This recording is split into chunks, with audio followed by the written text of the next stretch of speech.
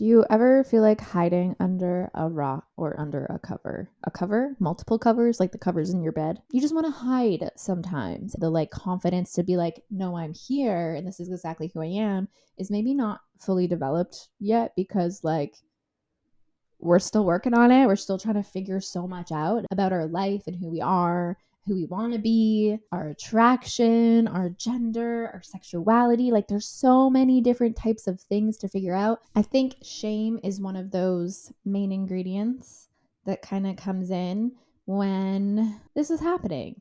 And unfortunately, that can be put onto us by our peers, by family, by social media, by just the world in general. There's no place for it, but there is a lot of it out there. I'm going to talk a little bit about how I, unfortunately, was in a space for a while where I was trying to hide the bi-ness of myself. I'm sure it is a fairly common experience. We get each other. Yeah, this episode is about hiding, if you didn't catch on to that yet. Having boyfriends was a great way to hide, honestly.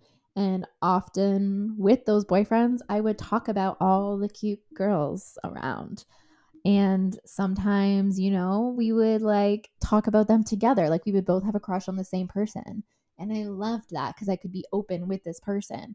But at the same time, I was kind of making it about the guy and like needing his approval to like this person instead of just liking this other person. And it got very complicated and very confusing. Anyways, I had to pause the recording to answer my phone.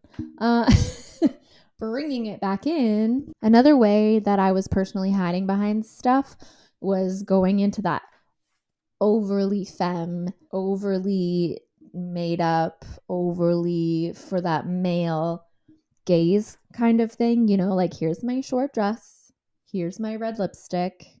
And don't get me wrong, I love a short skirt and a red lip on the right day. But there's also a very different mindset behind it from when you're like doing it for you than when you're doing it to kind of like prove you are something. Even when you're not totally aware that that's what you're doing. And I think a lot of us do this regardless of your sexuality. We get very caught up into like these images of what we think we are supposed to be. So you go a little bit almost too hard into that one direction and then you have to later be like, whoa, dial it back. Yeah, it was very tricky to navigate. I did at one point chop off all my hair. The first couple comments I got was from friends and a partner at the time that were all men that said, wow, Michelle, you look like a lesbian. Cool. So that just like played into that spiral of self-doubt again, even though, like part of me just really wanted to be able to look how I just wanted to look, but I couldn't yet. I just wasn't strong enough for that in myself and in my like pride for who I am. So comments like that, joking or not, meant to be a compliment or not, it still like really played with my mind. Yeah, so then I would like hide behind those things and like joke it off. And then let me just put on more makeup and more tight clothes to make it known that I'm like super girly and here for men. I was not there for men. But I wanted it to look that way because it felt safer and it felt comfortable in a very weird way because it really is not comfortable. It's not at all. But like in a really twisted emotional way, it was. It's very confusing and very backwards. If I want to do it, I'm doing it for me.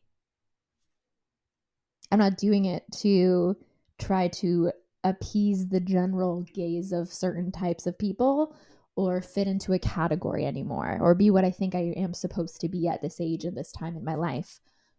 No, I don't care. But that was the thing I very much cared about when I was younger. The older I got, the more comfortable I was with talking about my sexuality openly. But it really wasn't until I had my first like, queer relationship that wasn't just a friend or a hookup or like a friends with benefit situation, like real relationship, that I was now very outwardly, oh, you cannot hide because your partner is also very like is visibly queer. And being around that, I was like, oh, it made me learn so much about myself and just the things that I was kind of suppressing for a very long time. This goes for all kinds of sexuality and gender identity. It is, we are taught to hide ourselves, which sucks because you are all so beautiful, Queerness is beautiful. Gender fluidity is beautiful. You're all beautiful. Now I'm in a spot where I'm no longer hiding, and I will be very, very loud about it, which is why I talk about these things. But it is a real struggle that a lot of people face in adulthood, in teenage years, especially as a kid, because we don't have the language for things or totally understand. But even well into people's 50s, 60s, 70s, some people are still hiding who they are. And it is heartbreaking. And this is a thing that I'm incredibly passionate about because no one deserves to feel like they cannot shine as bright as they want to. Sometimes these episodes might get a little emotional, like right now.